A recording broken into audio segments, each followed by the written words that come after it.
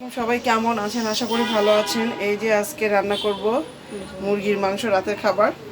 তো আজকেই তো রাতে আর তেমন তো আর কি ভুনাই করব। তো আমি এসে টমেটো দিয়ে রান্না করব। এই যে ফ্রোজেন করা টমেটো রান্না করব অন্যভাবে। এই তো তা দেখাচ্ছে একটা। এই যে পেঁয়াজ দিয়ে দিলাম, একটু বেশি করে পেঁয়াজ দিয়ে দিব। ফ্রোজেন করা পেঁয়াজ তো গলে যাবে। আজকে পুরাই মাখা রান্না করব মশলা দিয়ে। তারপরে তেল দিয়ে দিব।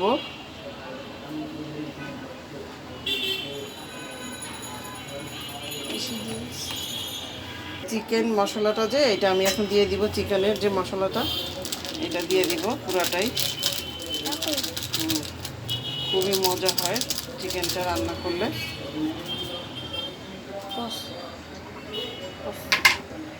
তারপরে এই যে রসুন বাটা দিয়ে দিব,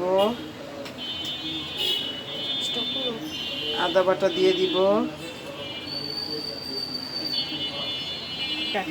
এই লবণ দিলাম 1 চামচ, তারপরে হলুদ দিলাম আধা চা চামচ, তারপরে মরিচের গুঁড়ো 1 চা চামচ, ধনিয়ার গুঁড়ো 1 চা চামচ, আর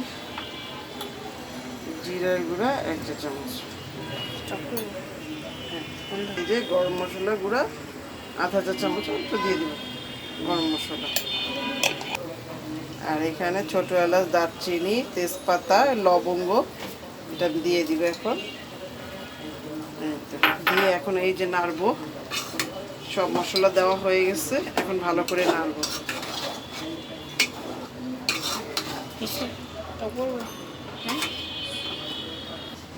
এই যে ভালো করে নাড়া হয়েছে, দেখেন কালারটা কি সুন্দর আসছে। এই তো এখন এটা আস্তে আস্তে হবে।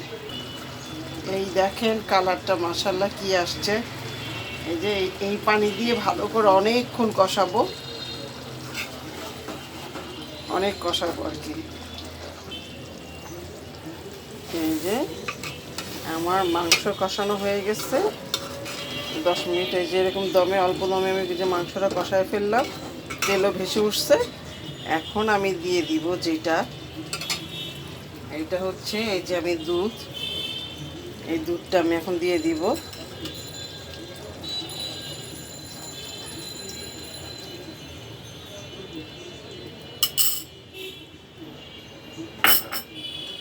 এই দুধটা দিয়ে আমি এখন নাড়া দিব।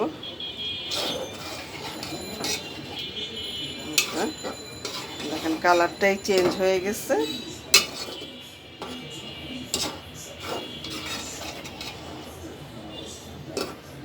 আর এখন দিয়ে দিব আমি একটু কাঁচামরিচ, আস্ত কাঁচামরিচ দিয়ে দিব কয়েকটা, স্মেলটা ভালো আসার জন্য। এই তো কাঁচামরিচ দিয়ে দিব। এটা এখন হবে। এই দেখেন কালারটা কত সুন্দর আসছে মাশাআল্লাহ। এটা এখন 10 মিনিট মানে উঠায় ফেললেই হয়ে যাবে। ঢাকনা দিয়ে রেখে দিব। এই তো হয়ে গেল আমার তরকারি।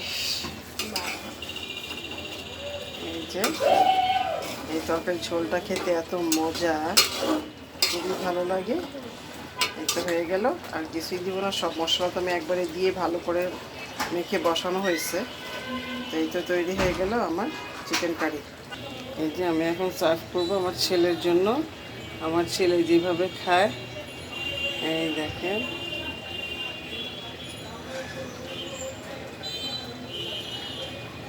হয়ে গেল আমার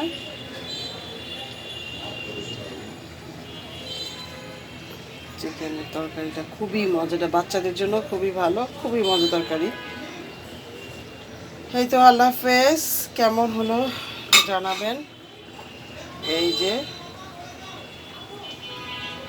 আল্লাহ হাফেজ।